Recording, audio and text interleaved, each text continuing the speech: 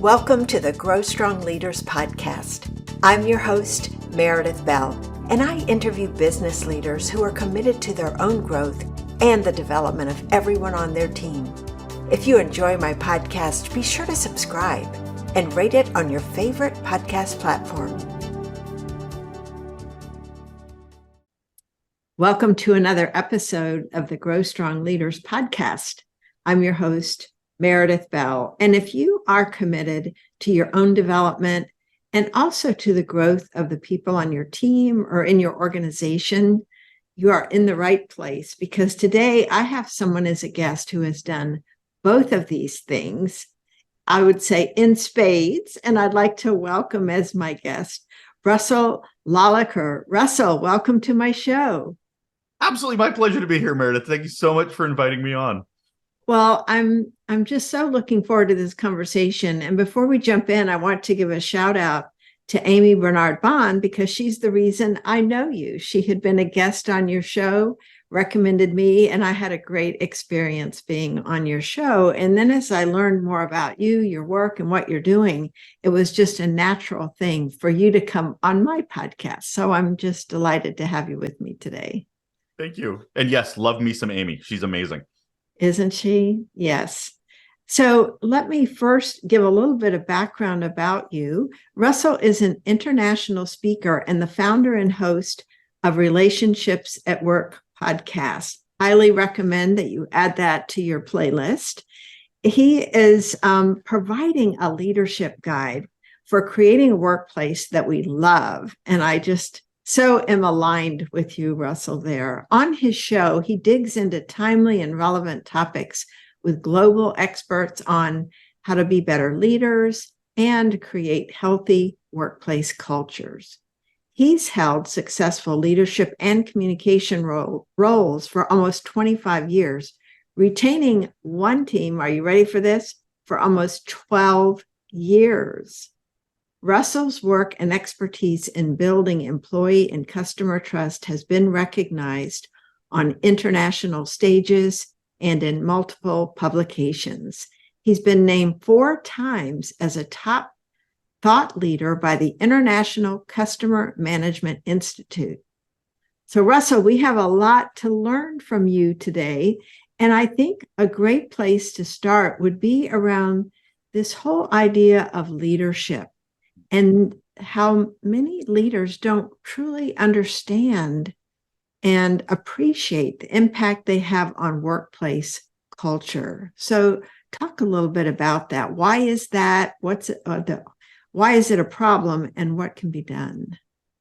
I think I have to lead that question with empathy and compassion, because there are so many people in leadership roles that have no training, have no understanding of being in that role. They did a great job fixing a thing, or somebody thinks they're really great as a person. And then they're put in these roles to manage humans, and no training, no support, just dropped into the deep end and go. And some will rise to the top and others won't. But there's a lot, they're almost set up to fail in that situation. So when it comes to impact of leadership, I think the first thing I always start with is definitions.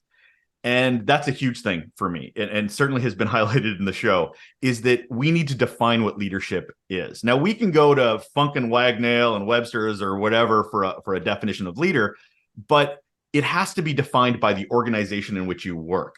Because sometimes we come in here with our Brene Browns and our Simon Sinek's with our idea of leadership, and then the organization goes, no, that's not what we reward. That's not how we support things.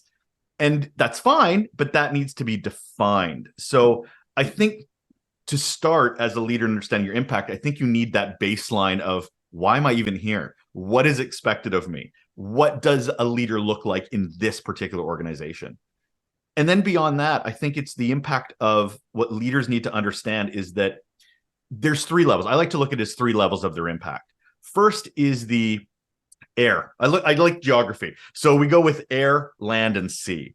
And as a leader, I think you need to look at air is how I see things you have no control over. You're way up in the sky, you're up in the air. We're talking COVID, to financial impacts, to family trauma.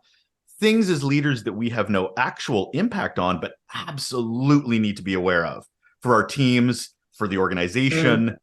We have to be aware. I did a presentation where I listed 15 things that everybody in my area is impacted by that had nothing to do with work. And I'm like, this is just Wednesday. And this isn't even productivity we're talking about.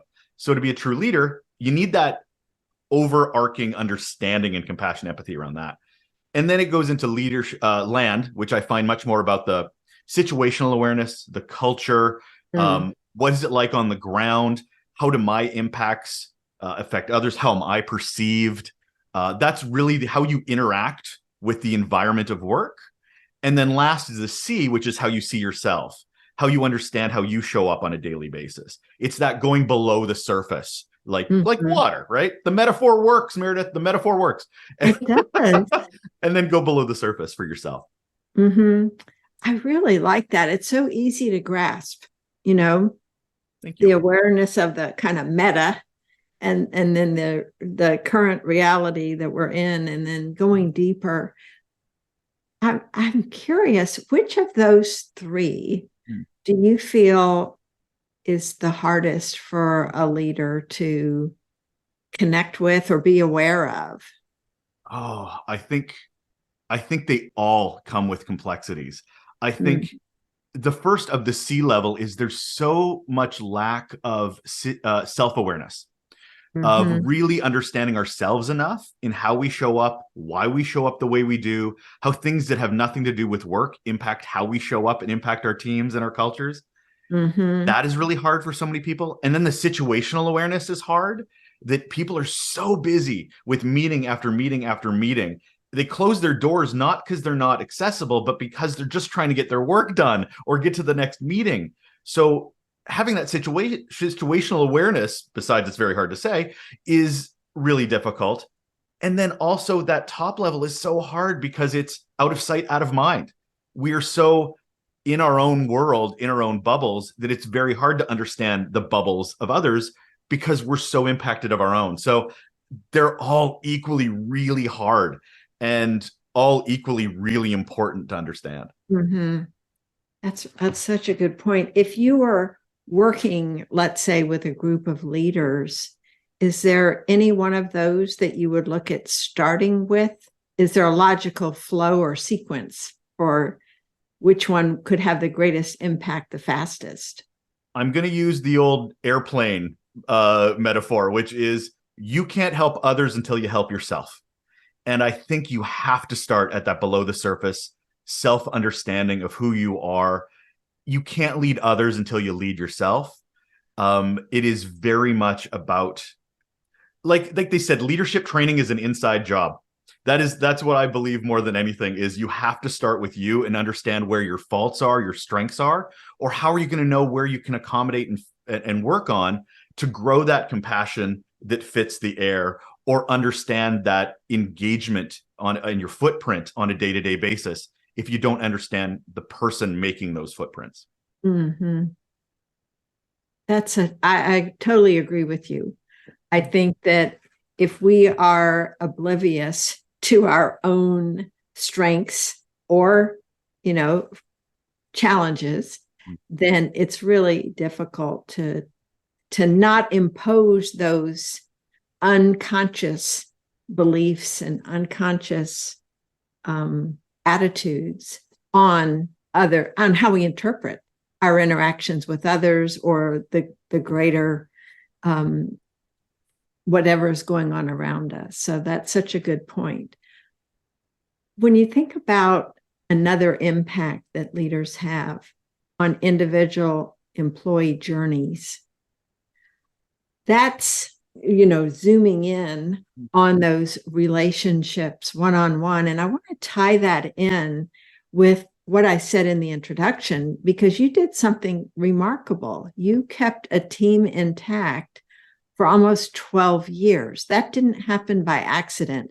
I think it would be amazingly valuable for my listeners to get an understanding of what exactly did you do?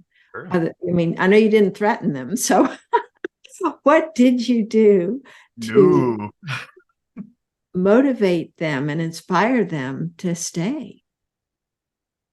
Oh, quite a few things actually. And it was one of the best experiences of my leadership journey was leading this group. They were brilliant, very, very, way smarter than me in a lot of the stuff. I was just the one that got to point in the right direction. So to help with that, I think the first thing I think that was the most valuable was the understanding of personalization. We talk about teams, but there's no such thing as a team unless you understand that it's made up of individuals with their own challenges, their own work-life balance, their own everything. We can't look at a cohesive team until we understand that there are different ways of working. There's diversity. How does that inclusivity work with them? How do they feel belonging? But that is so personalized to each of them. And if you don't know them as humans, then you can't get them to connect to the larger picture with each other. So one of the tactics I did was we sat down for an exercise that included a values exercise and then a motivation exercise. So what that included was we went through and understood each other's values. Now, I know many people listening have done values exercises before, but what we did differently is we didn't just keep them to ourselves. We shared it with everybody else. So these are my 5 values. Do you know my values? Do you know my values? We put them up on boards. And that allowed others to go, oh, I have that value too. Oh, this means the most to you. When we're interacting, this matters most to you. I need to engage you in that way. And motivation also had a big part of it. Some people are motivated by money. Some people are motivated by a project that they can show off. Some are motivated by, empowerment or recognition. And understanding that within the group and their personalization, we not only can understand what we have, connective tissue between us, but we also know how to connect with each other, how to motivate each other, how to communicate with each other. And then I pulled the commonalities and said, these are the values and motivations of us as a team. And then, so it felt like we were not only individuals, but we were also a team of individuals working towards this motivation and these values that were motivating us. So that was hugely beneficial to understanding them as people. Of course, we had to get to a point of psychological safety and trust to get to that point, but because they have to be super honest or it doesn't work, and be okay that they have different values and different motivations, and understand that that's not going to hurt the team. But that was one of the best tactics I'd ever done. It sounds so powerful. I was curious, what did you do in that process to help them feel it was okay to be honest and not just say something that they thought others might want to hear? I think it was the psychological safety piece. And what really worked for me was that almost the moment that I started with the team, I offered or encouraged one-on-one meetings that was their time and not mine. They had absolute control what happened in that half an hour. And we even played with how frequently those half hours were. But again, they dictated that, not me. And that half an hour could be about professional development. It could be about how much their spouse is ticking them off that week. It could be another member of the team that's really rubbing them the wrong way, or another business area. It didn't matter what it was. I was just there to listen. I was just there to offer support. I was just there to offer solutions if they wanted them. But if they just wanted a sounding board, that was okay too. It could last a half an hour. It could be 5 minutes. It was completely their world to control. And I was just there to help them get that information out, to feel like they had a place to share that. And by illustrating that with each team member, and then those team members talking to each other about their one-on-ones over time, that built more cohesion as well. And they understood that I was offering a safe space individually, so that moved into a team safe space so that we could have those values and motivation conversations. Sometimes leaders say, I don't have time to spend 30 minutes with everybody, each person on my team. How would you respond to that? What are the benefits to the leader for investing that time in each person? I think you have to question the quality of your leadership if you don't have time for the people you're leading. I think you're a manager and not a leader. I think one of my guests said it best is, if you're just going from meeting to meeting, you're a commodity, not a leader. Because leadership is about leading people. And if you don't even have time to talk to them, then you need to look at what your definition of leadership is, or that organization's definition of leadership. So it's so vital to prioritize. And that could be putting blocks in your calendar that are sacred, that do not, and that's what I have for those half-hour meetings. I don't care who asks me to move it at whatever they look like in an org chart, that does not get moved.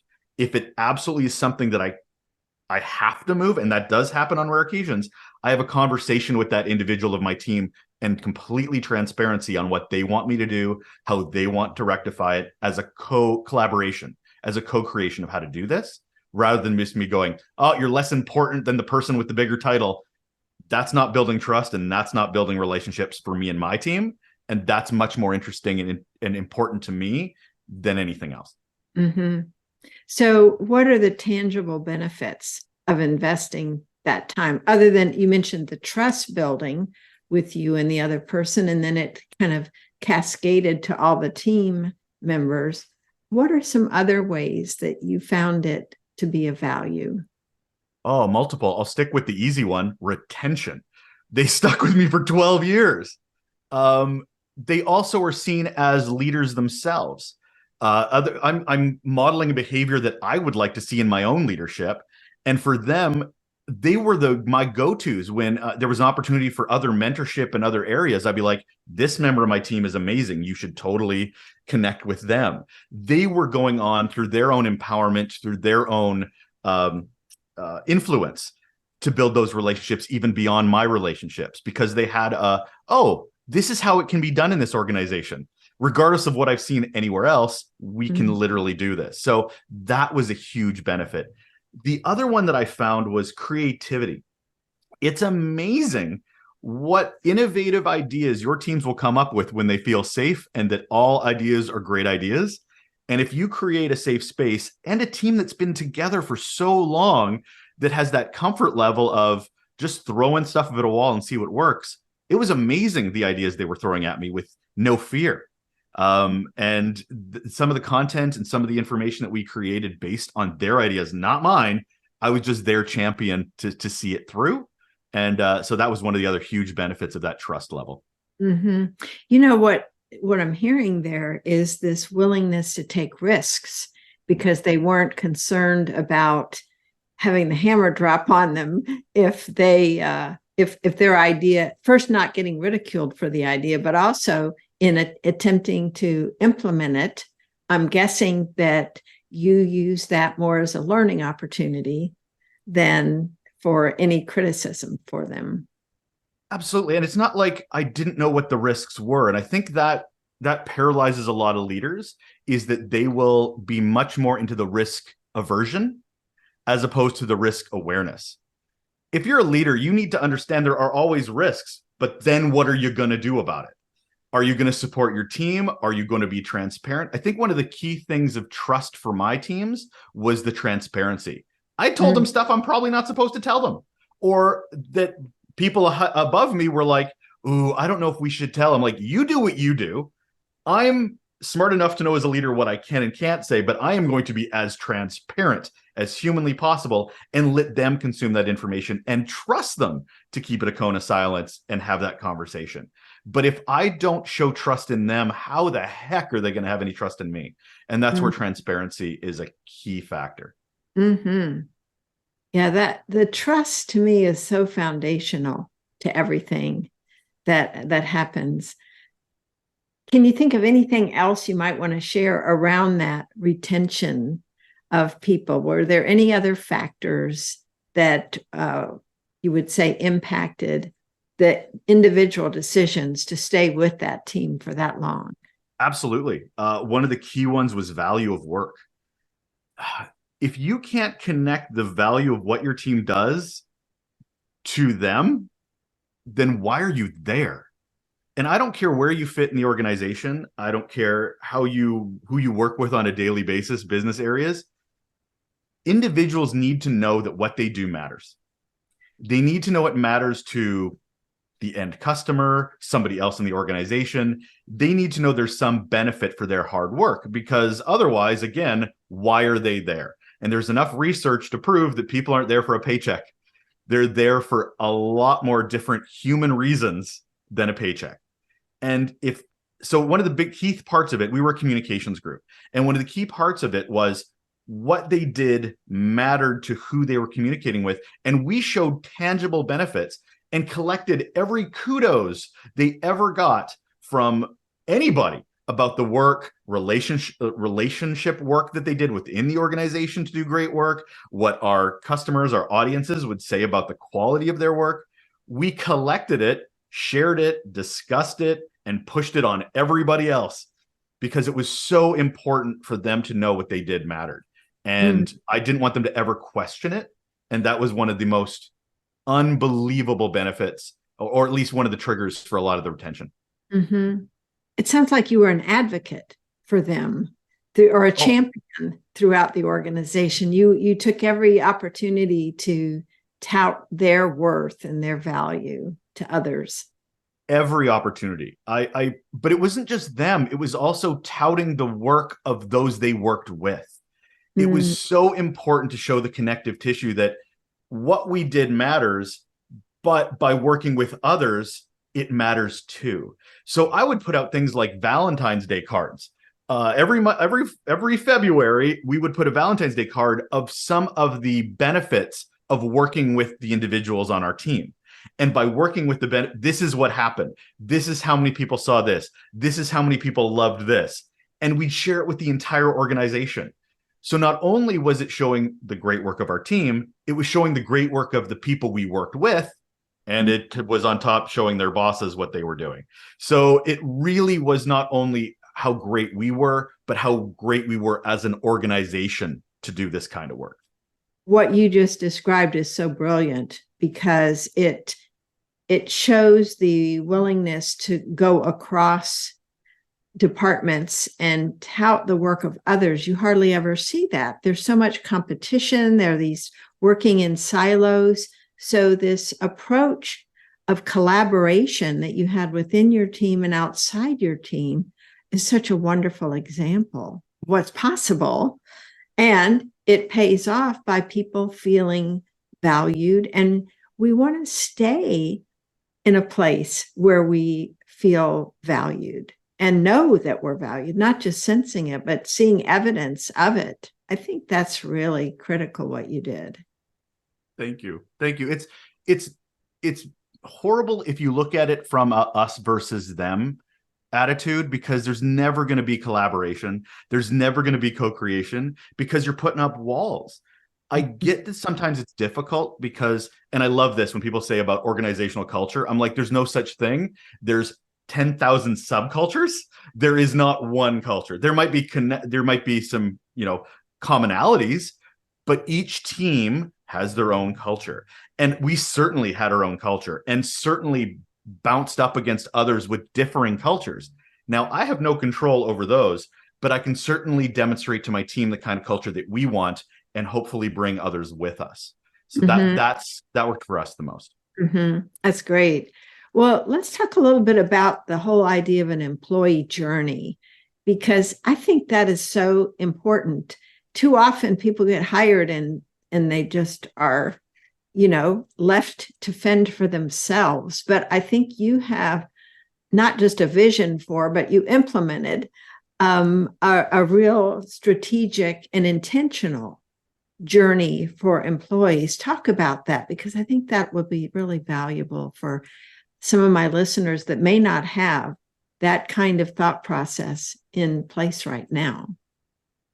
Well, it's so funny. I was just talking to my guests, talking to others in the HR world. And first off, onboarding is certainly a conversation you hear over and over again, regardless of the quality of it, regardless of the in-depthness of it.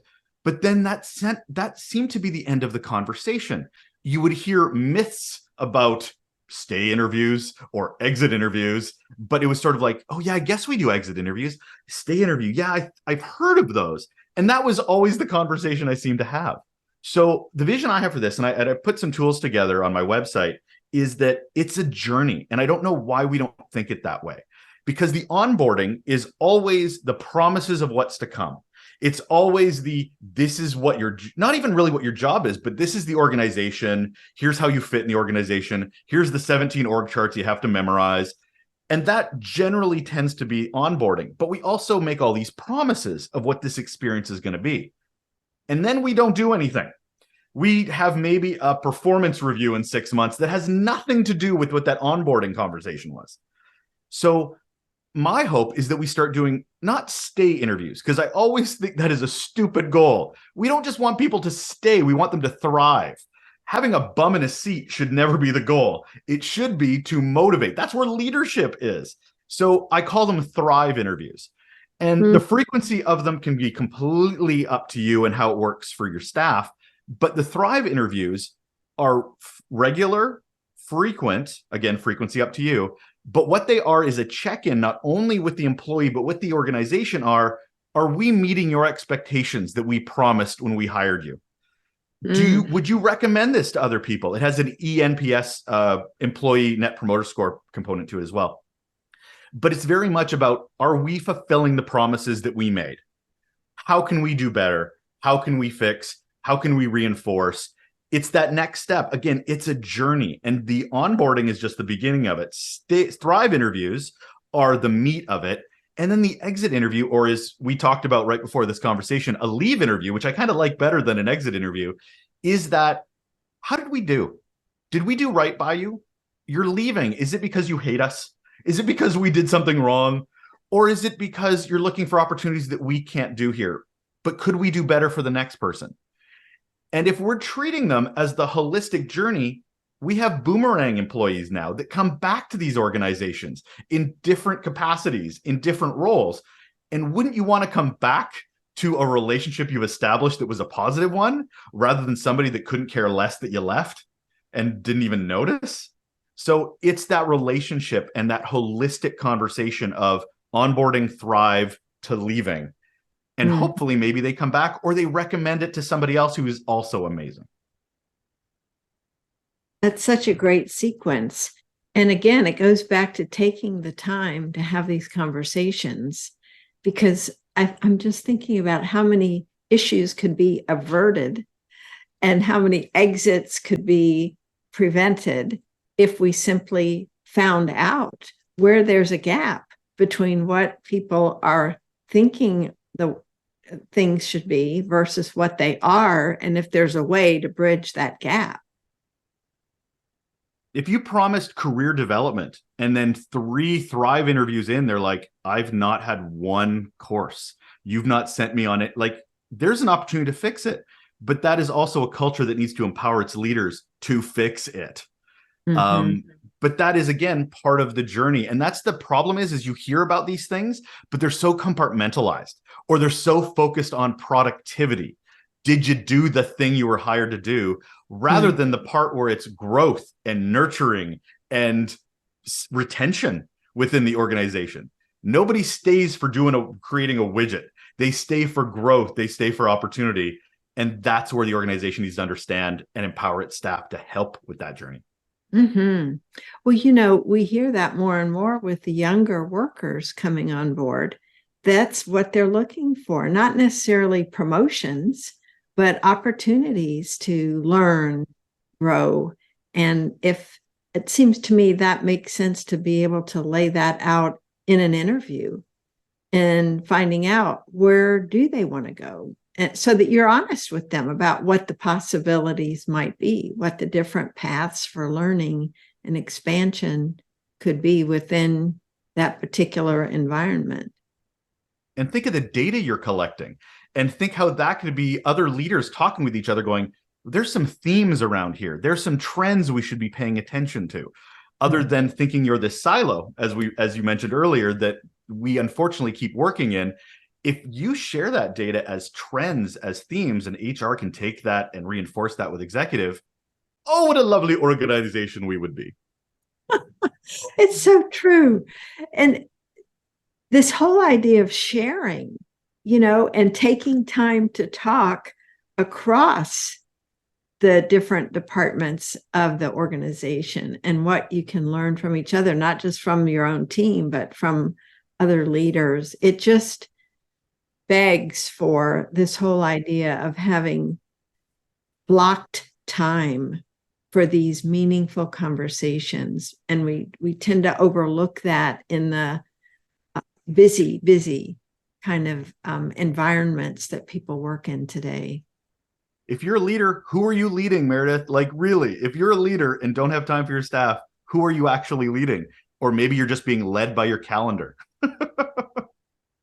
It's so true. It goes back to priorities and really saying this is important and believing that it's important and recognizing, I think, the value of each person. And that's what, to me, is a theme across what you were saying with your own experience retaining those employees. I'm curious, because you have a lot of years of experience as a leader, are there any recent things that you have had an aha about that in your own evolution and growth as a leader that you'd like to share with us?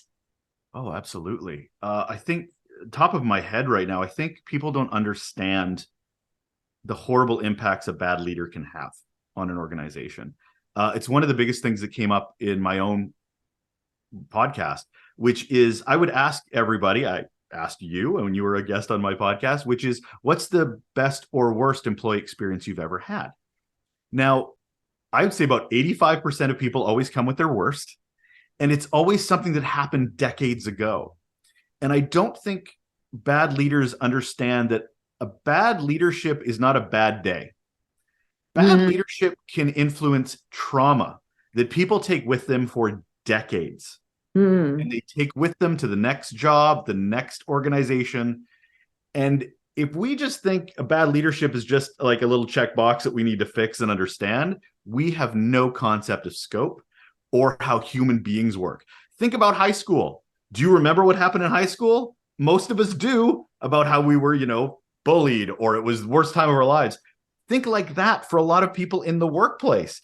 And it's still the same raw wounds that people still carry with them decades later. And it breaks my heart to see how frequently that happens, more than not. I'd also say communication.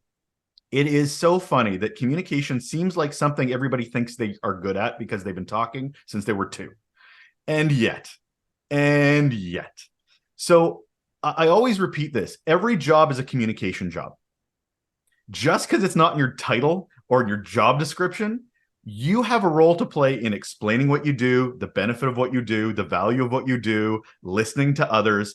Every job we do, regardless if we're in a leadership role or supervising other staff, we are communication people because we have to, whether it's customers, whether it's employees or team members. Communication is so integral to the DNA of every role. I've yet to find a job that does not involve communication.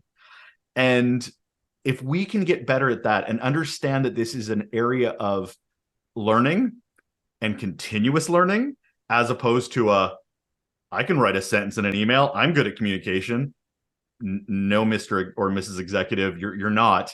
You're not understanding who you're talking to, or you're getting somebody else to write it for you, and it sounds like a robot. Like, communication is so key to any role, and that has been more and more reinforced over the last few years. Well, you're singing my song there on the communication skills side, since Denny, my business partner, and I wrote this book on Connect with Your Team because we have seen that ourselves over the last 30 plus years of work with organizations, this lack of communication. And it ties in with what you were saying earlier with bad leadership. The key with people leaving and having these traumas is because of the lack of communication skills. And of course, that can come from all kinds of things, but it's the way the person has interacted with them that creates that, those memories that are never forgotten and sometimes not recovered from. You mentioned this being a trend among your guests. I would love for you to share, because you've interviewed so many people on your podcast. What are some other themes that you've picked up or noticed across the many conversations you've had? Mindset is important. Like, we talk about tactics. I can't tell you how many presentations I've done where the organizer's like, what are 3 takeaways? What are 3 takeaways? Like, give me actionable things. I'm like, you understand that if your audience doesn't have the right mindset, they're not going to do them anyway, right? Like, we go to these conferences, we hear all these great things, how amazing is the world, and we go back to our offices and are like, yeah, I'm not doing any of that. I don't have time. I have another meeting to go to. So mindset over tactics has been paramount in the episodes that I've done. It's shifting our way of thinking. And it is a daily practice. It is not a checkbox exercise. We have to show up and understand and reassess ourselves every day. And that has been hammered home by almost every one of my guests, is that we need to change the way we think. We need to change the way we approach. Tactics will come because we'll be the curious people that want to learn. But guess what you need to be first? Curious. And that's a mindset thing. And we don't do that enough, I think, in focusing on that. The other thing, so the other last question I ask every one of my guests, which is you as well, was, what's one simple action you can do right now to improve relationships at work? And bar none, the most popular one is active listening.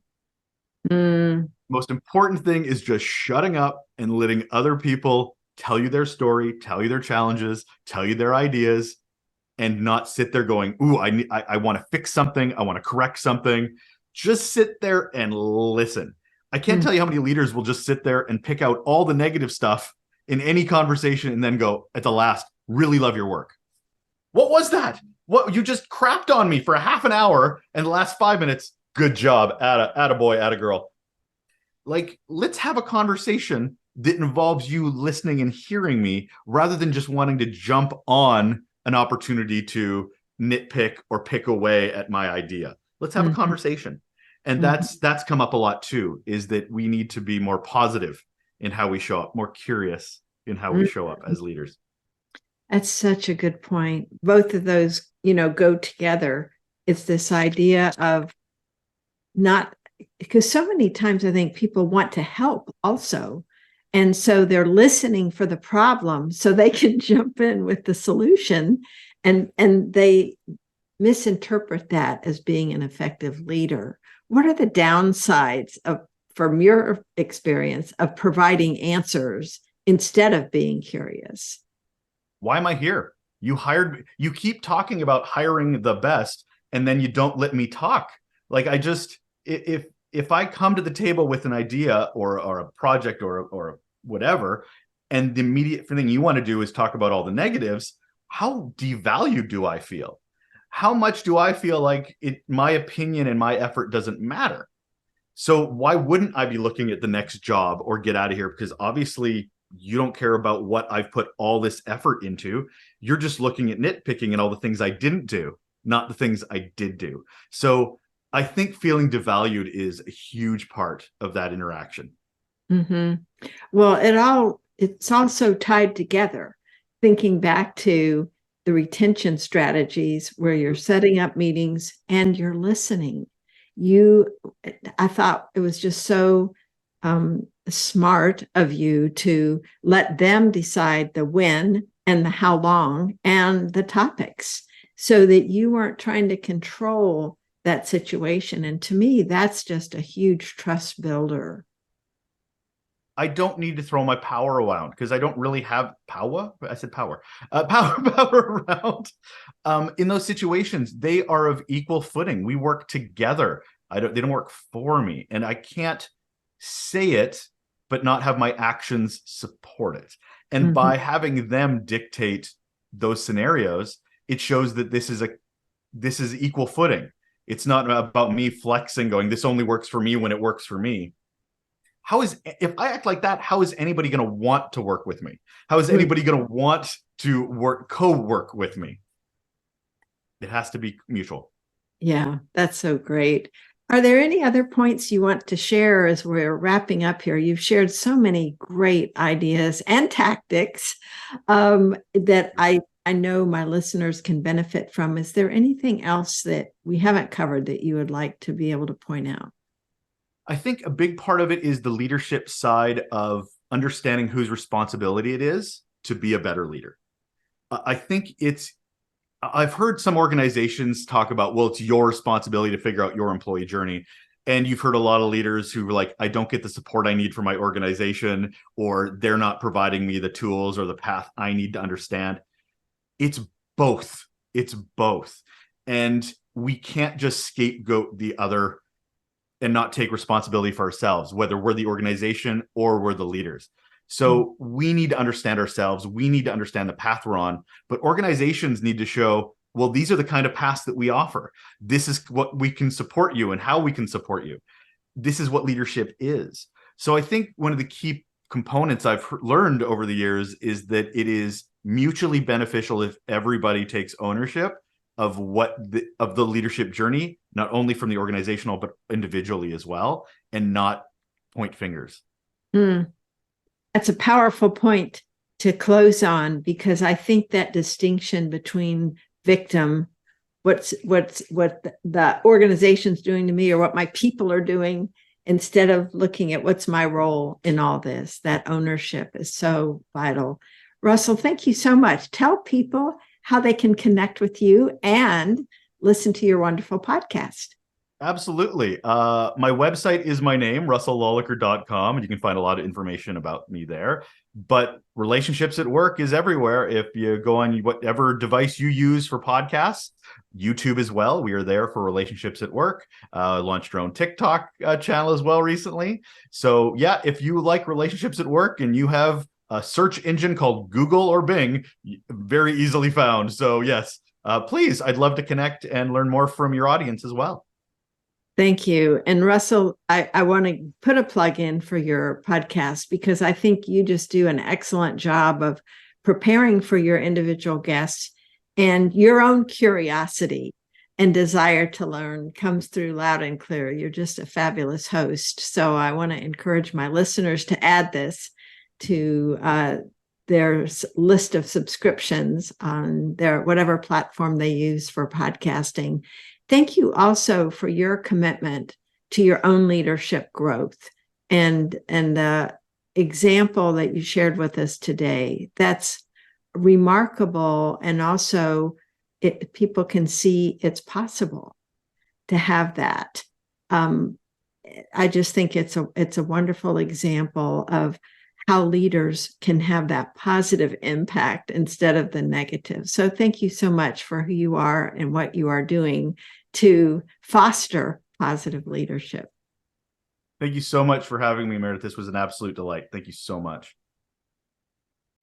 Thanks for tuning into my podcast. Now head over to growstrongleaders.com and check out our 2 books, Connect with Your Team and Peer Coaching Made Simple.